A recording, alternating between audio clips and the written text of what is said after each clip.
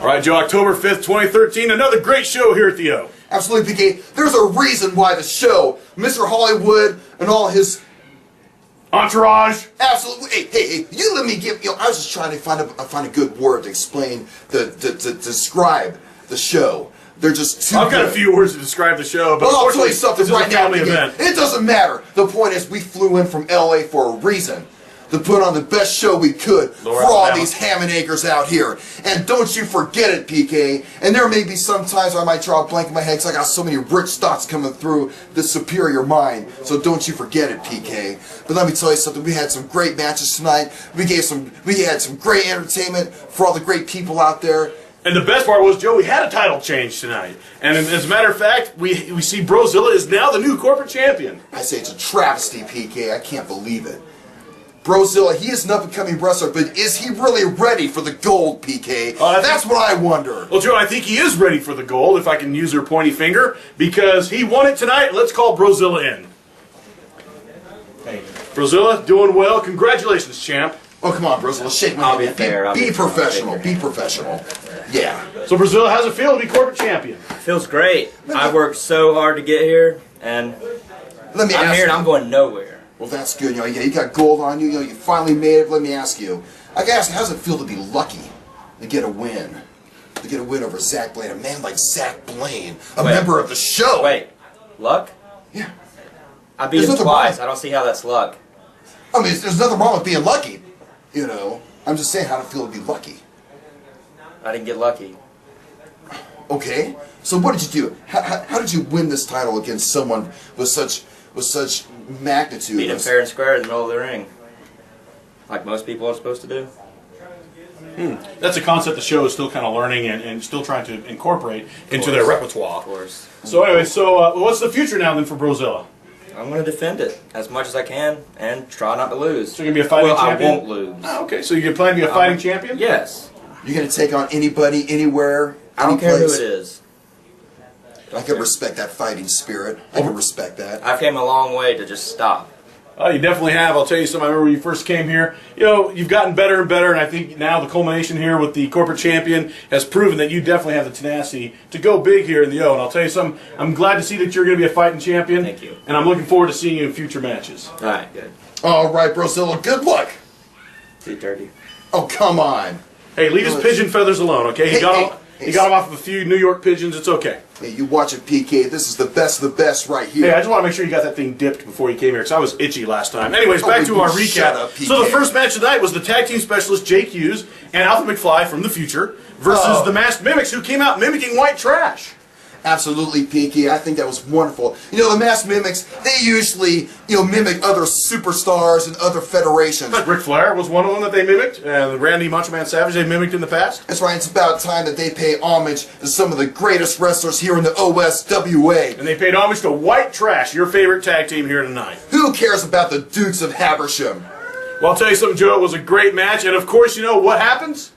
They're out there wrestling, and a masked mimic, Taco, comes out. Absolutely. He was a lot taller than Taco, but he came out mimicking Taco. And I'll tell you something. What does he do? He pushes down masked mimic Cody Fairview, and giving them the win. And all of a sudden, the masks come off. And who was it?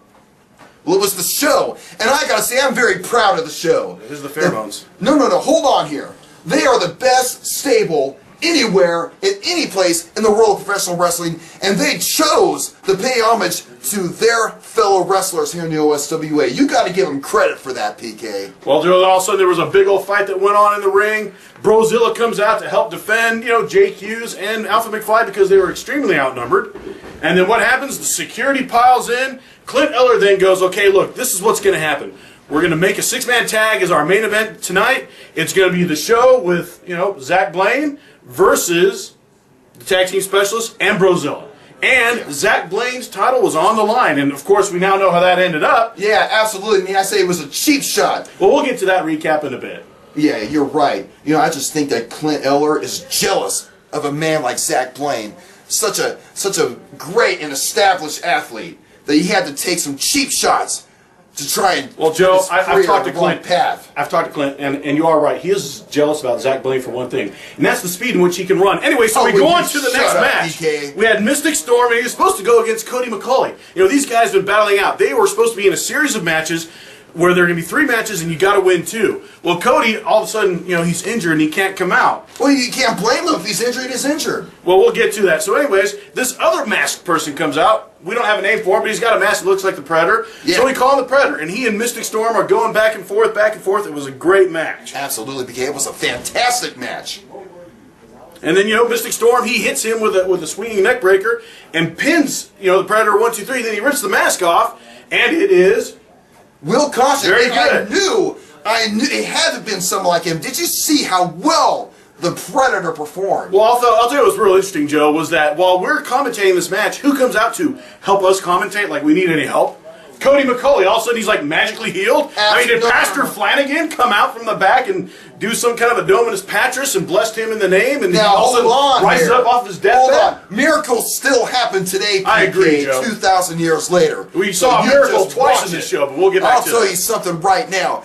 Just because he had a leg injury doesn't mean he couldn't come out and talk. And I say it was a privilege to have that young man, that young soldier, out here talking with us. Soldier. Absolutely. He's a warrior. Okay. Well, I think you're using that term very loosely. But anyways, after the match, he peels the mask off. It's Will Caution. Will Caution hits him with a Superman punch, knocking out Mystic Storm. Absolutely. And so then, Mystic Storm gets up and he re-challenges Cody McCauley because he's tired of it. He wants to face Cody McCauley, and quite frankly, I can't blame him.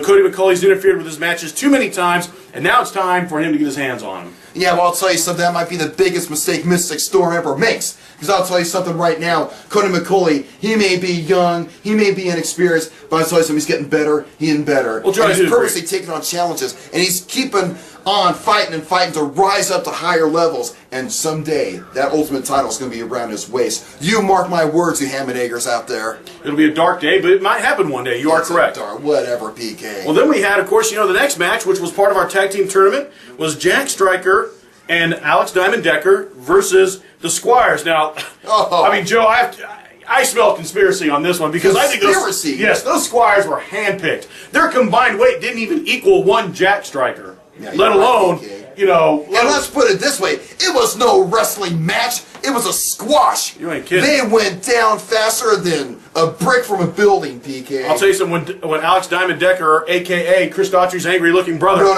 hits him with a diamond cutter, hits Squire number 2 with a diamond cutter, man, it was over for the pin. And, of course, they move ahead in the tournament, and you got to give it to the Strikers. I mean, if you're going to get an easy match to move you ahead, and you get to handpick them, which I think happened, then I think it's good for them. It's just the way the cards fell, PK. You're just thinking of conspiracy, so you're calling me Del Gribble and all that. You're making up your own grassy knolls. So why don't you just shut up and count it and just call the match down the middle like you should? That's what I do. Okay. Well, I think that's one for the history books. Anyways, so then we had Chad Silva versus Pollo del Diablo. Now, this guy's from Las Cruces, Tamaulipas, Mexico. Whatever. And he comes up, and he's a champion down there. And he was basically there to test Chad Silva to see if he could actually challenge Z for the Ultimate Championship. And once again, Chad Silva did take some abuse, but ultimately, he hits him with a Fatal Attraction, which is his finishing maneuver, and pinned him 1, 2, 3, showing that he can definitely handle the Ultimate Champion Z. Showing that he has the luck, PK. He's got to be as green as my glasses. He's so Irish. He must have had the Irish luck on his side or something. Because he got lucky against El Pollo del Diablo. And I'll tell you something, Chad Silva, he should learn to live to fight another day. He could lose his career with that weak knee of his. He needs to learn to rest his knee and let it heal before he moves on. Now, Joe, I won't disagree with you on that. I think he should probably let his knee heal a little bit. But the thing is, though, Chad Silva's a fighter, and he's got that inner fighting spirit that Joe, unless you possess it like I do and you don't, you just can't squash something like that. It is something that is within you. And so Chad Silva, he's going to fight. This guy could come to the ring with his knee dipped in Gatorade and racked up in duct tape, and he's still going to wrestle. And so, you know what? You might think he needs to rest. I might think he needs to rest, but I'll tell you something, he's not. And then we had, which led up to the next match, which was Z does an open challenge. And this was the most interesting open challenge I think he's had yet. Z's out there, and all of a sudden Keith Cage comes out. Now, Keith Cage is about as big around as, I don't know, my forearm. And so after that, all of a sudden, Matt Devlin comes out, and Z goes, okay, fine, I'll go ahead and do a handicap match. Once again, those two little kids, they pull themselves away from their Sesame Street, from their Whopper room, from their Mr. Rogers neighborhood to go and wrestle a match. What are they thinking going up against Z? Well, Joe, I'll tell you something. I think the two of them didn't even equal Z's weight. I don't think they even equal the weight of his thigh. I'll tell you this much, and Z definitely punished them for trying to pull a fast one. And what was a really interesting thing was that Z basically, at the end of the match, he does a double spine buster, which he calls the final nail, on both Keith Cage and Devlin at the same time, and then rolls Keith Cage on top of Matt Devlin for a double pin. I mean, does that count as 2 wins or 1? It doesn't really. Who cares? The point is, he just took those guys down. It was like I was watching 2 poodles versus a German Shepherd. I'll tell you this, which was really interesting though. All of a sudden, the White Knight's music came on. Now we haven't seen the White Knight in a few months, so I guess he comes down from his high horse in the Kingdom of Arcadia, and he comes out and he starts whispering to Clint Eller, because apparently he's too good enough to talk to us commoners, and he doesn't have his first assistant here with him. Of course he's too good. You know, he has his right to his privacy. It's in the Constitution, PK. Okay, well anyways, so he then basically says, you know, hey, you know, Z can take, actually I take this back, Chad Silva comes out and gets in Z's face, and so the White Knight goes, hey look, I tell you what. Well, he whispers to Clint, and then Clint basically reiterates it, that basically Chad Silva can take on Z at our next show, and if he loses, he can never challenge him again, but then Chad Silva gets to keep his golden ticket. Whatever. You know, okay, maybe Chad Silva would get lucky again. And you know what he did? He accepted the challenge. I couldn't believe that, PK. His knee is hanging on by maybe 2 or 3 bloody strings, and he purposely goes into that sort of situation, that sort of predicament. I mean, how stupid can you get, man? I'll tell you something right now, PK. He's in for the beating of his life if he follows his heart or whatever you say and tries to fight this other match. Well, Joe, I'll tell you something, smart or stupid, we'll have to wait and see. But I'll tell you something, I'm looking forward to our October 19th show. We've got Z versus Silva. We've got Alpha McFly, who's finally going to get his hands on Mr. Hollywood. We've got Jake Hughes versus Rod Bolt. We've got the team champions are finally going to be crowned. And of course, I don't know, I don't know if we're going to see the corporate championship defended or not. I don't know, we'll have to wait and see with the immediate change. Oh, absolutely, PK. Yeah, we'll see if Brozilla has the guts and the courage to take on further competitors like he claims. Whoa, listen here. This is what's gonna happen. Oh, yeah. Clint Eller, hey, Clint Eller, I'm talking to you. What happened tonight, what happened 2 weeks ago when Brozilla rolled me up, that was luck. What happened tonight was pure luck, BK. But Clint Eller, I'm talking to you. I want my rematch clause. 2 weeks at experience. Make it happen. I'm not asking for a rematch. I'm demanding it. Because it's what's best for business. Well, for you, I hope it's a race, to be honest with you, because I think the way Brozilla's been handling you, I think that's the only way you're going to win. Well, hold on, BK. Lightning doesn't strike in one spot more than once. He may have gotten lucky. But let me tell you, skill's going to take over. Well, and guess you can have the gold around his waist again. This man. Apparently lightning strikes twice because Brozilla has pinned you twice. What? No, well, hold on here. 2 weeks ago, a fluke. Okay. Tonight was a fluke. Wow, 2 flukes. What are the odds? 2 flukes. Absolutely, PK. I mean, think about it, you're talking with a member of the show.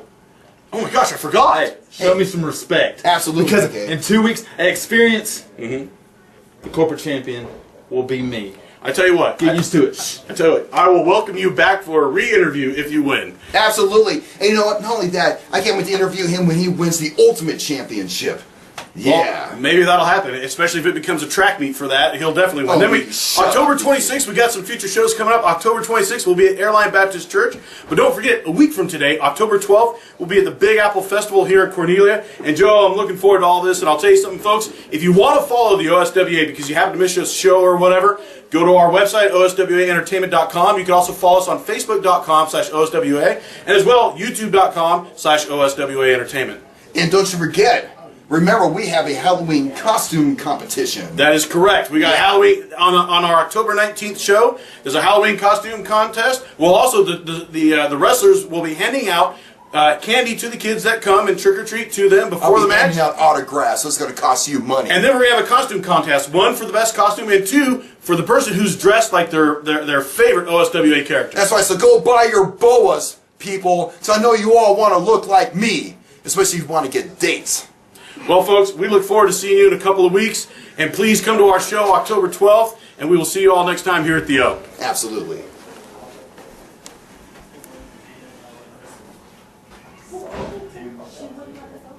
She walked around the house for half an hour with that in her mouth.